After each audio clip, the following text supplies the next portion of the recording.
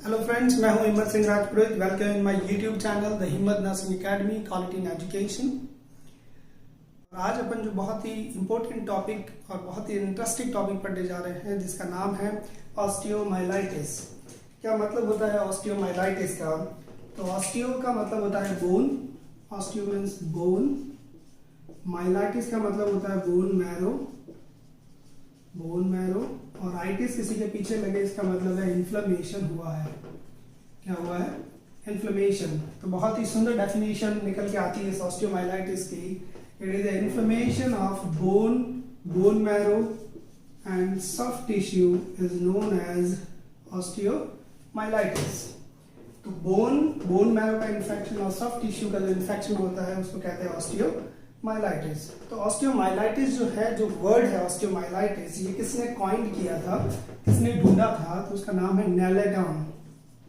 नेलेटॉन 1834 के अंदर ये वर्ड कॉइन किया था ऑस्टियोमाइलाइटिस। सबसे पहले जो ढूंढी थी वो नेलेटॉन ने ढूंढी थी, इसलिए इसको कहते हैं कि नेलेटॉन के द्वारा कॉइन है ऑस्टियोमाइलाइटिस।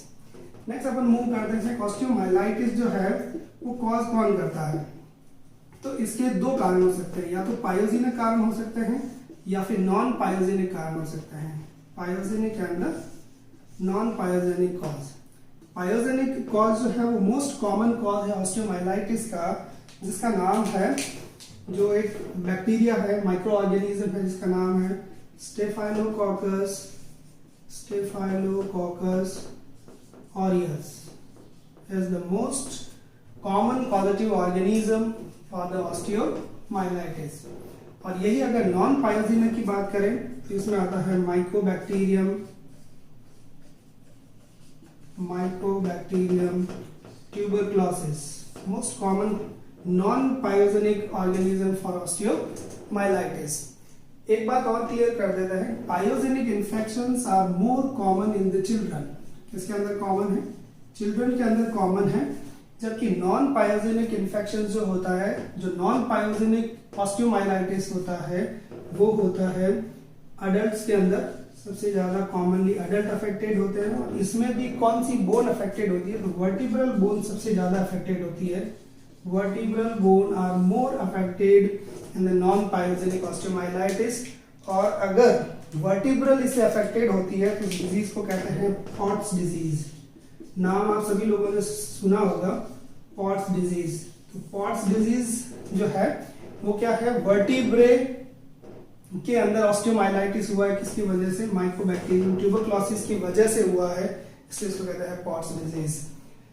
तो एक चीज क्लियर हो गई, कॉजेटिव ऑर्गेनिज्म और pyogenic and non pyogenic. Pyogenic के अंदर staphylococcus aureus most commonly affected micro organism होता है, कॉजेटिव ऑर्गेनिज्म, और ये चिल्ड्रंस के अंदर प्रेजेंट होता है।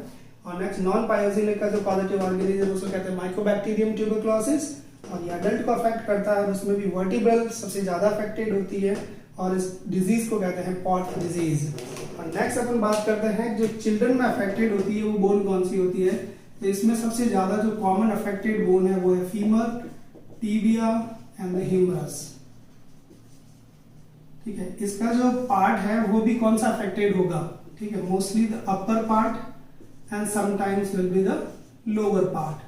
The upper part of femur, lower part of the femur, upper part of tibia और upper part of humerus या lower part of humerus, ये affected होते हैं बच्चों के अंदर। अब इसका जब अपन पैथोफिजियोलॉजी पढ़ेंगे तो पढ़ेंगे कि इनमें भी सबसे ज्यादा अफेक्टेड बोन कौन सी बोन होती है। तो अपन कहते हैं सबसे ज्यादा जो अफेक्टेड बोन्स होती है वो long bones are more affected. कौन सी bones? Long bones are more affected. और लॉन्ग बोन में भी जो भाग अफेक्टेड होता है, बोन का जो भाग अफेक्टेड होगा उसका नाम है मेटाफाइसिस। कौन सा भाग सबसे ज्यादा अफेक्टेड है? Metaphysis is the most affected part in the long bones. तो जो भी ये प्रॉब्लम होगी वो मेटाफाइसिस में सबसे ज्यादा प्रॉब्लम होती है। और अपन इसके कारण भी पढ़ेंगे कि मेटाफाइसिस में ही क्यों ऐसा होता है। चलिए, नेक्स्ट कॉज जो है वो अपन ने क्या किया है, अकॉर्डिंग टू मैकेनिज्म के हिसाब से अपन ने इनको दो पार्ट में डिवाइड कर दिया है कॉजेस को। तो दो पार्ट में कैसे डिवाइड किया है अपन ने? मैकेनिज्म के हिसाब से कह दो या फिर एंट्री के हिसाब से, पैथोजन की जो एंट्री होती है उसके हिसाब से कह दो। तो अपन ने कहा direct cause and the indirect cause. Direct and indirect cause. What are the direct cause? Direct cause का मतलब हुआ कि सीधे माइक्रो ऑर्गेनिज्म जो है वो क्या हो रहा है, सीधी एंट्री कर रहे हैं डायरेक्ट उसी जगह पे। तो डायरेक्ट का मतलब ये हुआ कि अगर कोई भी आपने सर्जरी की, ऑनगोइंग कोई भी सर्जरी है, उसके दौरान कोई भी माइक्रो ऑर्गेनिज्म आपने डाल दिए, या फिर कोई प्रोस्थेसिस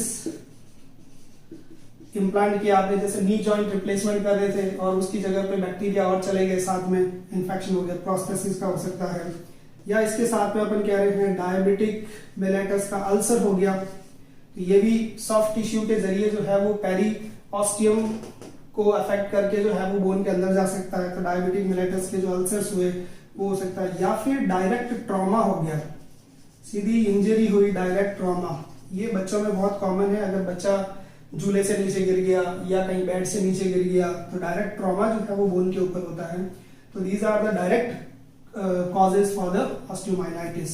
इनडायरेक्ट कॉज कौन सी हुई? इनडायरेक्ट में अपन कहते हैं कि जितना भी ब्लड रिलेटेड इन्फेक्शंस होते हैं, ब्लड रिलेटेड इन्फेक्शंस के थ्रू अगर जाए तो अपन कहते हैं कि इनडायरेक्ट कॉज है। जैसे टॉन्सिलाइटिस, किसी पर्सन को टॉन्सिलाइटिस है और वो जो है वो बोन के ऊपर जा रहा है, अगर कॉजेटिव ऑर्गेनिज्म और ऑस्टियोमाइलाइटिस कॉज कर रहा है। या फिर अपन कह रहे हैं टॉन्सिलाइटिस के अलावा अपर रेस्पिरेटरी का इन्फेक्शंस हुआ है, किसी को अपर रेस्पिरेटरी इन्फेक्शंस हुए हैं तो अपन कह सकते हैं। या फिर कोई दूसरा अल्सर्स हुए, ठीक है, वेस्कुलर अल्सर्स, तो ये सब भी जो है वो अफेक्टेड करते हैं। इसके अलावा भी जो कॉजेज हैं वो कॉजेज हैं कोई भी डिजीज रिलेटेड कॉज, ठीक है। अगर किसी पेशेंट को डिजीज है, डिजीज का मतलब अगर किसी पेशेंट को डायबिटिक मेलेटस है तो अपन ने पढ़ा है डायबिटिक रिलेटेड अल्सर्स हो सकता है। या फिर अपन कहते हैं पेशेंट इम्यूनो कॉम्प्रोमाइज्ड है, इम्यूनो कॉम्प्रोमाइज्ड है। इम्यूनो कॉम्प्रोमाइज में कौन से पेशेंट्स आएंगे? HIV के पेशेंट इम्यूनो कॉम्प्रोमाइज में आते हैं। या फिर अपन कह रहे हैं कोई भी पेशेंट ड्रग्स ले रहा हो, तो ड्रग्स कैसी ड्रग्स? या तो पेशेंट जो है वो IV ड्रग यूजर हो, क्या हो, IV ड्रग यूजर। या फिर अपन कह रहे हैं कि कोई भी स्टेरॉइड लंबे टाइम तक ले रहा हो, तो ये सभी जो है वो कॉजेटिव ऑर्गेनिज्म की कैटेगरी में आते हैं। तो अपन ने कहा कि most common causative organism for the osteomyelitis is the staphylococcus aureus. ध्यान रखिएगा, स्टेफाइलोकोकस ऑरियस।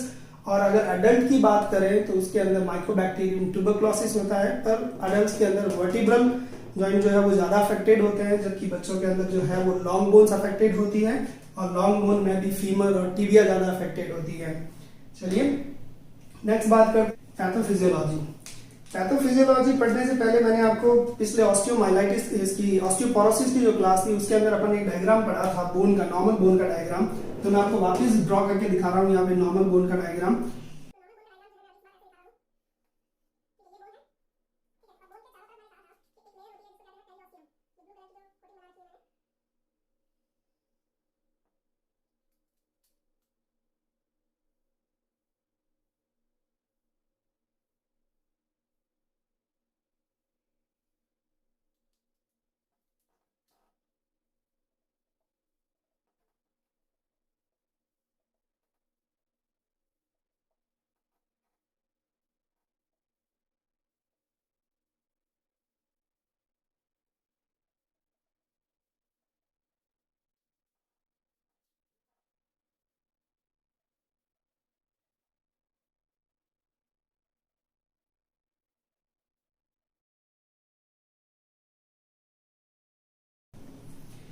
बात करते हैं इसकी नॉर्मल डायग्राम की बोन की। तो अपन कह रहे हैं कि बोन के जो ब्लू कलर के अंदर जो आउटर कवरिंग दिखाई दे रही है आपको, इसको कहते हैं आपकी पेरिओस्टियम।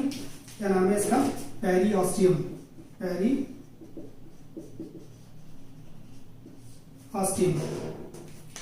तो चलिए बात करते हैं नॉर्मल बोन की। तो नॉर्मल बोन जो है, नॉर्मल बोन की बात करते हैं। नॉर्मल बोन जो है वो बाहर की जो ब्लू कलर की आउटर कवरिंग दिखा रखी है ये होती है पेरिओस्टियम, जो आउटर लेयर है। इसके अंदर की बात करते हैं तो अपन ने कहा था कि ये जो ऊपर वाला पार्ट है इसको एपीफाइसिस कहते हैं, लोअर वाले पार्ट को भी एपीफाइसिस कहते हैं, मिडल वाले शाफ्ट वाले भाग को डायाफाइसिस कहते हैं। और ये जो रेड कलर में दिखा रहा है एपीफाइसिस और डायाफाइसिस के बीच में, उसको कहते हैं मेटाफाइसिस। तो ऊपर भी मेटाफाइसिस है, नीचे भी मेटाफाइसिस है। नेक्स्ट अपन कह रहे हैं कि इस पेरिओस्टियम के अंदर वाली जो लेयर है उसको कहते हैं कॉम्पैक्ट बोन या कॉर्टिकल बोन। और नेक्स्ट जो एपिफाइसिस के अंदर जो बोन है उसको कहते हैं स्पॉन्जी बोन। क्या कहते हैं? Spongy bone. यहाँ तक अपन ने पिछले लेक्चर्स के अंदर पढ़ा था, ये नॉर्मल बोन की स्ट्रक्चर है और इसके बीच में जो कैविटी होती है या कैनाल होती है उसको कहते हैं मेडुलरी कैनाल। अब इसके अंदर हो क्या रहा है? इसमें ये हो रहा है कि अगर ब्लड के थ्रू कोई भी इंफेक्शन आया, ठीक है, तो अपन कह रहे हैं कि बोन को जो ब्लड सप्लाई करता है वो होती है न्यूट्रेटिव आर्टरी। कौन सी आर्टरी होती है? Nutritive artery. Nutritive artery supply करती है। तो यहां से ये न्यूट्रेटिव आर्टरी जो है वो इस कैनाल तक आएगी, क्योंकि कैनाल के अंदर ही क्या चलती है? ब्लड वेसल्स, नर्व सप्लाई और ये सब चलते हैं। तो न्यूट्रेटिव आर्टरी जब सप्लाई करती है तो न्यूट्रेटिव आर्टरी की दो ब्रांचेज हो जाती है। दो ब्रांचेस का मतलब है एक तो ये कॉम्पैक्ट बोन को जो है वो सप्लाई करती है, तो यहाँ से तो ये कॉम्पैक्ट बोन को सप्लाई कर रही है, यहाँ से ये ब्रांच होगी कॉम्पैक्ट बोन को सप्लाई कर रही है, और बाकी वाली जो सेकेंड ब्रांच है वो सेकेंड ब्रांच सप्लाई कर रही है आपके बोन मैरो को। ये बोन मैरो में सप्लाई हो जाती है। पर आगे जाके ये और जो है वो डिवाइड होती है। तो अपन कह रहे हैं कि ये ऊपर गई और क्या हुई? ये मेटाफाइसिस के अंदर क्या हुई? ये ऐसे मेटाफाइसिस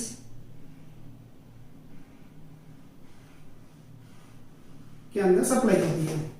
तो जब मेटाफाइसिस में ब्लड सप्लाई ज्यादा होती है तो ये क्या होती है? मेटाफाइसिस के अंदर एक स्पेशल टाइप की सप्लाई होती है, जिसमें ये जो सप्लाई का तरीका है इसको कहते हैं, जो सप्लाई है इसको कहते हैं हेयर लूप। ये हेयर लूप सप्लाई है। ये देखिए ऊपर की तरफ जा रही है और लूप बना रही है, इसको कहते हैं हेयर लूप सप्लाई होती है इसके अंदर, या फिर pin, hair pin loop like supply कह दूं तो ये यहाँ पे ये सप्लाई करती है। अब अपन पढ़ रहे हैं कि अगर इंफेक्शन ब्लड के थ्रू इस न्यूट्रेटिव आर्टरी के अंदर आया तो क्या हुआ? ब्लड यहाँ से ट्रैवल करेगा, इन्फेक्शन जो है बैक्टीरिया है वो ट्रैवल करेगा, ट्रैवल करके यहाँ पे ये कर्व जहाँ पे है, इस कर्व के ऊपर क्या होगा? जो ब्लड का फ्लो है वो क्या हो गया? स्लो हो गया। तो यहाँ पे स्टैग्नेटेड ज्यादा हो गया। तो अपन कह रहे हैं कि मेटाफाइसिस ही इन्वॉल्व क्यों होती है ऑस्टियोमाइलाइटिस में? तो इसके डिफरेंट कॉजेज हैं। वो क्या क्या कारण है? सबसे फर्स्ट कॉज है हाई वैस्कुलैरिटी। हाई वैस्कुलैरिटी, सबसे ज्यादा ब्लड सप्लाई यहाँ पे होती है मेटाफाइसिस के अंदर, पूरी बोन के अंदर, इसलिए सबसे ज्यादा बैक्टीरिया यहाँ रहना पसंद करेगा। दूसरी चीज होती है कि यहाँ पे हेयर पिन लूप की जो स्ट्रक्चर्स होती है, जैसे आप देखेंगे कि ये हेयर पिन लूप जो है ये स्ट्रक्चर बन रही है ऊपर मेटाफाइसिस के अंदर, जो ब्लड सप्लाई हो रही है hair pin loop like structure की तरह सप्लाई हो रही है। तो यहाँ पे बैक्टीरिया की स्पीड और ब्लड की स्पीड है वो स्लो हो जाती है, तो बैक्टीरिया का इन्वेजन जो है वो ज्यादा होता है। अब तीसरा कॉज जो होता है वो ये है कि यहाँ पे इमैच्योर सेल्स प्रेजेंट होती है। कैसे सेल्स प्रेजेंट होती है? Immature cells. तो बैक्टीरिया को फाइट करने के लिए जो है वो प्रॉपर सेल्स यहाँ पे नहीं है। चौथा जो कारण है इसका कि इसकी जो आर्टरी की जो एंडोथेलियल सेल्स है, एंडोथेलियल सेल है वो सिंगल लेयर्ड होते हैं। कैसी लेयर्ड होती है? सिंगल लेयर्ड है। ठीक है, तो यहाँ पे भी बैक्टीरिया का इन्वेजन ज्यादा होने के कॉजेज हैं। और नेक्स्ट और लास्ट कॉज जो है वो है आपका phagocytosis, lack of phagocytosis cell, और फेगोसाइटोसिस सेल भी कम होती है। तो ये 5 मेन कॉज है कि इन्फेक्शन जो है वो मेटाफाइसिस के अंदर ही होता है। क्यों होता है? वापस रिपीट कर रहा हूं मैं, ध्यान दे लीजिएगा कि यहाँ से जो सप्लाई आई है वो क्या हुआ? मेटाफाइसिस पे जाती है, और metaphysis rich in blood supply होता है, क्योंकि ये मेटाफाइसिस को ग्रोथ प्लेट के नाम से भी जाना जाता है। मेटाफाइसिस किस नाम से जाना जाता है? Growth plate. ग्रोथ प्लेट के नाम से जाना जाता है। तो ग्रोथ यहीं से होगी, जो ब्लड सप्लाई, ग्रोथ के लिए ब्लड सप्लाई ज्यादा चाहिए। तो मेटाफाइसिस में ही इंफेक्शन होने का कारण इसलिए हाई वैस्कुलैरिटी है, ब्लड सप्लाई ज्यादा है। दूसरा हेयर पिन लूप लाइक, तो ब्लड की स्पीड कम हो जाती है, तो बैक्टीरिया जो है वो वॉल के चिपक जाएंगे। इमेच्योर सेल्स है, तो इन्फेक्शन से लड़ने वाली सेल्स कम हो जाएगी।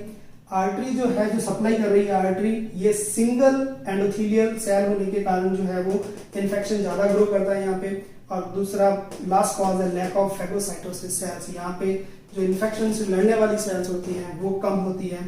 इसी कारण से metaphysis is most affected part in the osteomyelitis. तो ये सारे कॉजेज हैं। अब आगे अपन पढ़ेंगे इसमें हो क्या रहा है। ये तो अपन ने पढ़ा कि मेटाफाइसिस में ही क्यों होता है, इसके ये रीजंस हैं। अब आगे पढ़ेंगे अगर इन्फेक्शन यहाँ आ गया तो क्या होगा।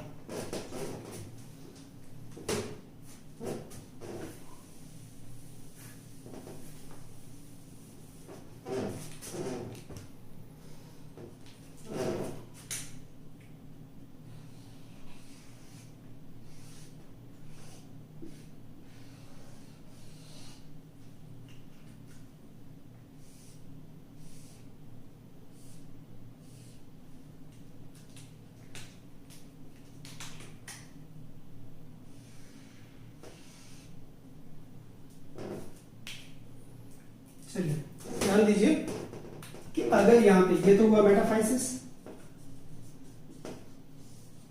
ये मेटाफाइसिस, ये मेडुलरी कैविटी, ये मेडुलरी कैनाल। अब देखिएगा यहां पे जब इस न्यूट्रेटिव आर्टरी के थ्रू ये यहां पे ऐसे लूप बने, ठीक है, तो अपने को एक चीज पता है कि यहां से जब ब्लड सप्लाई हुई है तो वेनस ड्रेनेज यहां से होगा, ये वेनस ड्रेनेज है, इनका वेनस ड्रेनेज है, और ये वेनस ड्रेनेज जो है वो वापस बॉडी के अंदर जाएगा। तो अपन कह रहे हैं यहाँ पे जितने भी बैक्टीरिया आए हैं ये सब यहाँ पे डिपॉजिट हो गए। तब यहाँ पे अगर डिपॉजिट होंगे ये इसी जगह पे, तो डिपॉजिट जब हुए तो यहाँ पे माइक्रो ऑर्गेनिज्म आ गया, सोचिएगा यहाँ पे माइक्रो ऑर्गेनिज्म है, आके डिपॉजिट हो गए। जब माइक्रो ऑर्गेनिज्म डिपॉजिट हुए तो माइक्रो ऑर्गेनिज्म से फाइट करने के लिए कौन सी सेल सबसे पहले आती है? WBC सेल्स आती है। WBC में भी सबसे पहले कौन सी आएगी? न्यूट्रोफिल्स आएगी। तो न्यूट्रोफिल सबसे पहले आती है यहाँ पे। तो अपन कह रहे हैं कि यहाँ पे न्यूट्रोफिल्स आ गई, ये लीजिए, इस बैक्टीरिया के चारों तरफ जो है वो न्यूट्रोफिल्स आ गई। जब न्यूट्रोफिल्स आ गई और न्यूट्रोफिल से अगर काम नहीं चला, ठीक है, तो फिर कौन आएगा? मैक्रोफेजेस आएगी। मैक्रोफेजेस से काम नहीं चला तो फिर लिम्फोसाइट्स आएगी, लिम्फोसाइट्स आएगी। ये सभी सेल्स आके यहाँ पे डिपॉजिट हो जाती है इसके सराउंडिंग में, ठीक है। जब सराउंडिंग में डिपॉजिट हो जाती है तो कुछ डिस्ट्रैक्शन जो है वो सेल का होता है न्यूट्रोफिल्स का, और कुछ डिस्ट्रैक्शन इन माइक्रो ऑर्गेनिज्म का होता है, कुछ डिस्ट्रैक्शन मैक्रोफेजेस का होता है। तो यहाँ पे एक तरह का पस फॉर्म हो जाता है। क्या फॉर्म हो जाता है? पस फॉर्म हो जाता है। और अगर पस फॉर्मेशन हो गया तो ये पस को जाने के लिए कहीं तो जगह चाहिए, तो यहाँ पे पस फॉर्मेशन होता रहेगा, और यहाँ पे ये पस जो है वो यहाँ पे इतना कलेक्शन हो गया पस का, तो ये क्या करेगा? बोन को जो है वो कंप्रेस करेगा, और बोन को जब कंप्रेस करेगा तो अपन कह रहे हैं कि ये जो पेरिओस्टियम है, ये पेरिओस्टियम बाहर की तरफ थोड़ा सा निकल आएगा। ये यहाँ से जो सीधी बोन थी ये क्या हो गई? यहाँ से बाहर की तरफ निकल गई, और यहाँ पूरा पस कलेक्शन हो गया। तो एक चीज तो ये हुई, पेरिओस्टियम के ऊपर कंप्रेशन लगा, पेरिओस्टियम बाहर की तरफ निकल गई। दूसरी चीज ये हुई कि ये जितना भी इंफेक्शन है, ये जो पस है ये क्या करेगा? ये इस सिस्टम के अंदर आएगा, इस ब्लड सप्लाई के सारे आएगा, और जब ब्लड सप्लाई के सारे अंदर आएगा तो यहाँ पे इस्चीमिया कॉज करेगा। क्या करेगा? इस्चीमिया कॉज करेगा। और इस्चीमिया जब कॉज करेगा तो यहाँ की जो सेल्स है, ऑस्टियोसाइट सेल है, वो डिस्ट्रॉय होगी। क्या सेल्स होगी? ऑस्टियोसाइट्स जो है वो डिस्ट्रॉय होगी। तो अपन कहेंगे ऑस्टियोक्लास्ट की एक्टिविटी ज्यादा होगी, तो ऑस्टियोक्लास्ट की एक्टिविटी ज्यादा होने लग गई यहाँ पे। और जब यहाँ पे ज्यादा होने लगी तो अपने को पता है कि कॉम्पैक्ट बोन, सबसे पहले कौन सी चीज का इन्वॉल्वमेंट हुआ? सबसे पहले जो है अपन कह रहे हैं कि मेडुलरी कैविटी का इन्वॉल्वमेंट हुआ। मेडुलरी कैविटी के बाद में कौन इन्वॉल्व हुआ? कॉम्पैक्ट बोन हुई, ये कॉम्पैक्ट बोन हुई, और उसके बाद में जो है वो पेरिओस्टियम हुआ, ठीक है। तो अगर ब्लड के थ्रू इन्फेक्शन आया है तो सबसे पहले वो मेडुलरी में आया है, मेडुलरी से वो कॉम्पैक्ट बोन में आया, कॉम्पैक्ट से वो पेरिओस्टियम में आया है। तो देखिए यहाँ पे ये मेडुलरी कैविटी अफेक्टेड, फिर कॉम्पैक्ट बोन अफेक्टेड, फिर पेरिओस्टियम अफेक्टेड। तो इन सभी इन्फेक्शन ने, पूरे जब इन्फेक्शन ने कॉम्पैक्ट बोन में आया तो उसने ऑस्टियन को अफेक्टेड किया, ठीक है। वहां पे आके हार्वेस्ट कैनाल के अंदर, वॉल्कमैन कैनाल के अंदर सब जगह पे इन्फेक्शन किया, तो उसकी वजह से सब जगह पे क्या हो गया? पूरी बोन के अंदर इस्चीमिया हो गया। क्या हो गया? इस्चीमिया। और इस्चीमिया जब हुआ तो क्या कह रहे हैं अपन कि इस्चीमिया, जहां जहां इस्चीमिया हुआ है वहां पे एक डेड बोन्स हो गई, और जहां पे डेड बोन्स हुई है तो वहां पे एक स्ट्रक्चर बनाई इन्होंने जिसको कहते हैं सिक्वेस्ट्रम। क्या कहते हैं? सिक्वेस्ट्रम। ये डेड बोन्स होती है, ये डेड बोन्स है, तो यहां पे इन्होंने सिक्वेस्ट्रम बना दिया पूरा। तो ये डेड बोन का कलेक्शन है सिक्वेस्ट्रम। अब ये सिक्वेस्ट्रम जो है अगर टाइमली ट्रीट नहीं किया गया, ठीक है, तो ये वीक्स, मंथ्स और ईयर्स तक जो है वो सर्वाइव रहता है। तो ये माइक्रो ऑर्गेनिज्म का पूरा कलेक्शन है, कॉलोनी बना देता है। तो अगर इसको ट्रीट नहीं किया गया तो जो एक्यूट ऑस्टियोमाइलाइटिस था वो अब किस में कन्वर्ट हो जाएगा? क्रॉनिक ऑस्टियोमाइलाइटिस में कन्वर्ट हो जाएगा।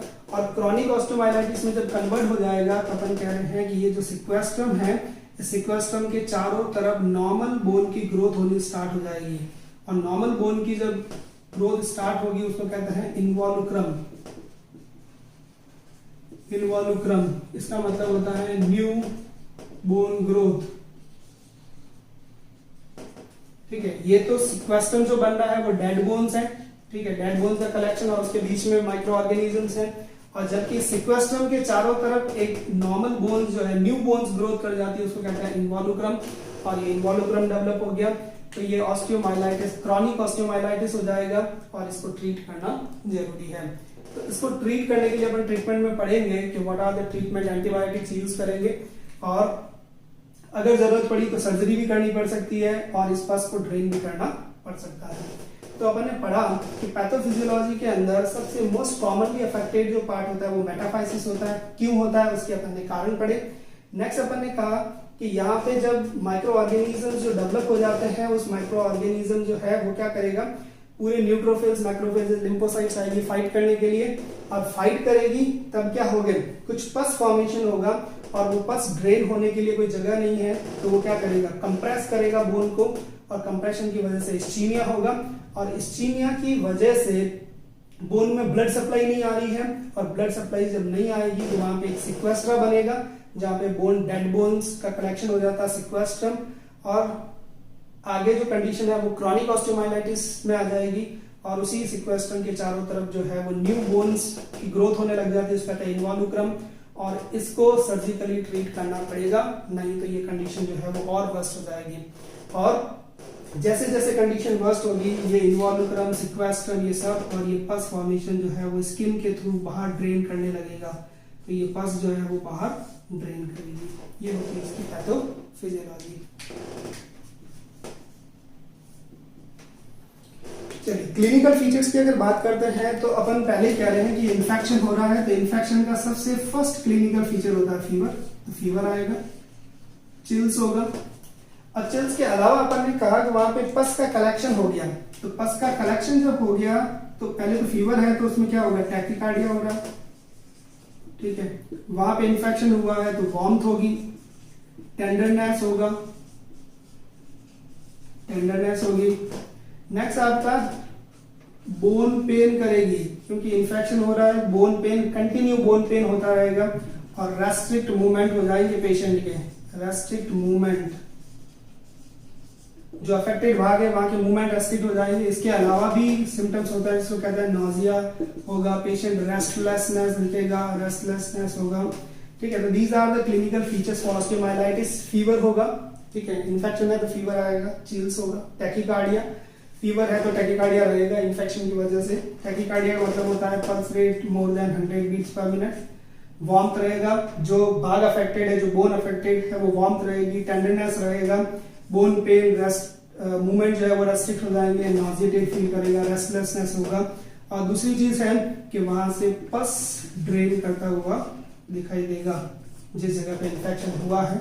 ये क्रॉनिक ऑस्टियोमाइलाइटिस में देखने को आपको मिलेगा, और जहां पे पस ड्रेन होती है उसको कहते हैं सुपरेटिव ऑस्टियोमाइलाइटिस। ध्यान रखिएगा, सुपरेटिव ऑस्टियोमाइलाइटिस, जहां पे पस का कलेक्शन हो जाता है उसको सुपरेटिव ऑस्टियोमाइलाइटिस कहते हैं। तो these are the clinical features. चलिए बात करते हैं डायग्नोस्टिक इवैल्यूएशन की ऑस्टियोमाइलाइटिस में। डायग्नोस्टिक इवैल्यूएशन में अपन सबसे पहले जो है वो हिस्ट्री कलेक्शन करेंगे। अब हिस्ट्री कलेक्शन किस चीज की करनी है? हिस्ट्री कलेक्शन अपने को करनी है कोई भी ट्रॉमा की। अभी कोई ट्रॉमा हुआ है क्या, बच्चों के केस में है तो कोई फॉल की इंजरी है क्या, ठीक है। दूसरी चीज है कि अगर कोई भी रिसेंट सर्जरी हुई हो, कोई इम्प्लांटेशन हुआ हो, तो ये सारी हिस्ट्री आपको कलेक्ट करनी है। दूसरा अपन कह रहे हैं फिजिकल एग्जामिनेशन करना है, फिजिकल एग्जामिनेशन। और फिजिकल एग्जामिनेशन में आपको जो बोन अफेक्टेड है उस बोन का एग्जामिनेशन जब आप करेंगे तो हो सकता है बोन को आप बाहर की तरफ, पेरियोस्टियम जो है बाहर की तरफ दिखे, ठीक है। तो आपको जो बोन इन्वॉल्व है उस बोन का एग्जामिनेशन करना है, ठीक है। नेक्स्ट जो है वो आपको एक्सरे करवाना है, सबसे पहले एक्सरे। और एक्सरे जब करवाओगे आपको तो डी कैल्सिफिकेशन दिखेगा, डी कैल्सिफिकेशन दिखेगा एक्सरे के अंदर। और नेक्स्ट जो है ध्यान रखिएगा, सीबीसी आपको भेजनी है जब पेशेंट आए तब, तो इसके अंदर इंक्रीज डब्ल्यूबीसी आएगी, व्हाइट ब्लड सेल्स बढ़ी हुई आएगी। नेक्स्ट आपको ईएसआर अगर करवाओगे आप तो बढ़ा हुआ आएगा ईएसआर। नेक्स्ट कोई भी ट्रीटमेंट स्टार्ट करने से पहले आपको ब्लड कल्चर भेज देना है। क्या भेज देना है? ब्लड कल्चर भेज देना है। और अगर वहां से पस ड्रेन हो रही है ठीक है, तो आपको वुंड कल्चर भेजना है। क्या भेजना है? Wound culture. अगर ओपन वुंड है तो आपको वुंड कल्चर भेजना है। इसके अलावा जो इन्वेस्टिगेशंस होते हैं वो अपन कह रहे हैं एमआरआई कराएं, मैग्नेटिक रेजोनेंस इमेजिंग कराएं। इससे पता लगता है कि कितनी बोन इन्वॉल्व है, ठीक है, कितनी बोन इन्वॉल्व है। और इसके बाद आप सीटी स्कैन भी करवा सकते हैं। सीटी स्कैन में सिर्फ ये देखते हैं कि लीशन कितना बड़ा है या घटा है, ठीक है, जो इन्फेक्शन हुआ है वो बढ़ रहा है या घट रहा है। तो ये सारे इन्वेस्टिगेशंस आपको करवाने हैं। History collection, physical examination, X ray, CBC में डब्ल्यूबीसी बढ़ी हुई आएगी, ये सब बढ़ा हुआ आएगा। Blood culture, wound cultures, MRI and CT scans, ये सारे करवाने हैं। और ब्लड कल्चर और वुंड कल्चर से अपने को पता लगेगा कि कौन सी एंटीबायोटिक, मतलब कौन सा बैक्टीरिया जो है वो ग्रो कर रहा है, तो उसके हिसाब से अपन क्या कर सकते हैं, ट्रीटमेंट जो है वो करने में अपने को आसानी लगेगी। तो पहले ब्लड कल्चर भेजना है और उसके बाद में कोई भी एंटीबायोटिक्स स्टार्ट करनी है। ट्रीटमेंट की बात करते हैं तो ट्रीटमेंट में अपन सबसे पहले पढ़ते हैं कि सबसे इंपॉर्टेंट चीज है immobilise the part. Immobilise the part, आपको सबसे पहले जो पार्ट है उसको इमोबिलाइज करवाना है। ऐसा क्यों करना है? क्योंकि ऑस्टियोमाइलाइटिस में जो बोन अफेक्टेड हुई है, अगर अपन ने उस जॉइंट को इमोबिलाइज नहीं किया तो वहां पे पैथोलॉजिकल फ्रैक्चर के चांसेस ज्यादा होंगे। क्या ज्यादा होगा? पैथोलॉजिकल फ्रैक्चर के चांसेस ज्यादा होंगे। इसलिए अपन कह रहे हैं कि उस जॉइंट को क्या करें, इमोबिलाइज करा लें। दूसरी चीज, ट्रीटमेंट में अपन कह रहे हैं कि उसको ड्रग्स दें। क्या दें? ड्रग्स। और ड्रग्स में आपको पता है कि इन्फेक्शन हुआ है तो आपको एंटीबायोटिक्स देनी है। और दूसरी चीज है कि अगर पेन हो रहा है पेशेंट को तो आप क्या देंगे, एनाल्जेसिक्स देंगे, एनाल्जेसिक्स एडमिनिस्टर करें। एंटीबायोटिक्स में कौन सी एंटीबायोटिक्स देंगे, तो आप क्लिंडामाइसिन दे सकते हैं, क्लिंडामाइसिन, जेंटामाइसिन दे सकते हैं, मेट्रोनिडाजोल दे सकते हैं और लिनेजोलिड दे सकते हैं, ठीक है। और उसके बाद में जो है ये दे सकते हैं। और दूसरा जो है वो पॉजिटिव ऑर्गेनिज्म की रिपोर्ट आ जाए ब्लड कल्चर की, तो उसके हिसाब से अपन जो है जो पॉजिटिव ऑर्गेनिज्म के लिए है वो अपन दे सकते हैं। नेक्स्ट अपन बात करते हैं कि अगर ड्रग से ट्रीट नहीं हुआ, अगर ऑस्टियोमाइलाइटिस ड्रग से ट्रीट नहीं होती है, तो next we move on to the surgery. और सर्जरी में अपन कह रहे हैं कि सर्जरी में जो सर्जरी करेंगे उसको कहते हैं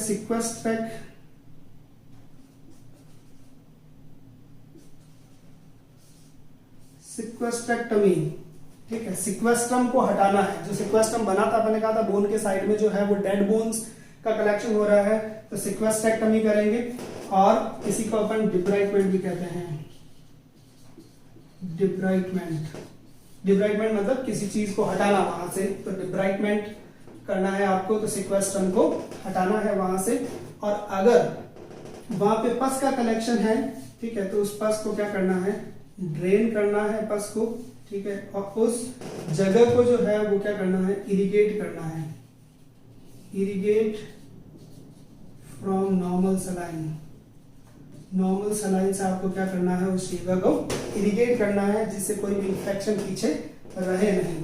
तो अपन कह रहे हैं कि ये ट्रीटमेंट करेंगे। तो ट्रीटमेंट के लिए आप जो है वो 3 D's याद रख सकते हैं। तो first D for the drug, next is the drain और नेक्स्ट इज द डिब्राइटमेंट। डिब्राइटमेंट, तो 3D से आप ट्रीटमेंट याद कर सकते हैं कि ऑस्टियोमाइलाइटिस के ट्रीटमेंट में 3 D's आते हैं, ड्रग, ड्रेन एंड द डिब्राइटमेंट्स। चलिए, ये तो हुआ ट्रीटमेंट की बात। और नेक्स्ट अपन बात करते हैं ऑस्टियोमाइलाइटिस अगर हुआ है तो what are the complications for the osteomyelitis.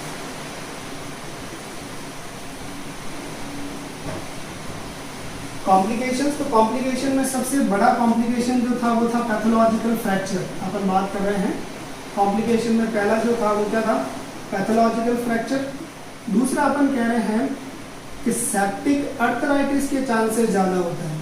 Septic arthritis, क्योंकि मेटाफाइसिस से इंफेक्शन जो है वो जॉइंट की तरफ अगर चला गया तो सेप्टिक अर्थराइटिस के चांसेस ज्यादा है। दूसरा, अगर जो सेल और पस बार बार माइक्रो ऑर्गेनिज्म और जो अपनी बॉडी की सेल्स है वो क्या करेगी, इरिटेट करेगी अगर बोन पे, तो कैंसर ज़्यादा होगा तो बोन सार्कोमा होने के चांसेस वहाँ पे ज़्यादा रहेंगे। और दूसरा, अगर स्किन के थ्रू पेनिट्रेट करके अगर कोई भी इन्फेक्शन गया है तो अपन कह रहे हैं कि वहाँ पे जो है वो स्क्वैमोस सेल कार्सिनोमा जो है, कार्सिनोमा कॉमनली रहेगा वहाँ पे, तो स्क्वैमोस सेल कार्सिनोमा रहेगा। और ब्लड का इन्फेक्शन, अगर इन्फेक्शन जो है वो पूरी बॉडी के अंदर सर्कुलेट हो गया तो अपन कहेंगे सेप्टिसीमिया जो है वो ज़्यादा रहेगा। पूरी बॉडी के अंदर जो है ब्लड के अंदर इन्फेक्शन होने को सेप्टिसीमिया कहते हैं। तो ऑस्टियोमाइलाइटिस के कॉम्प्लिकेशंस क्या है? Pathological fracture, septic arthritis, bone sarcoma, squamous cell carcinoma और सेप्टिसीमिया। तो आज पढ़ा अपन ने ऑस्टियोमाइलाइटिस।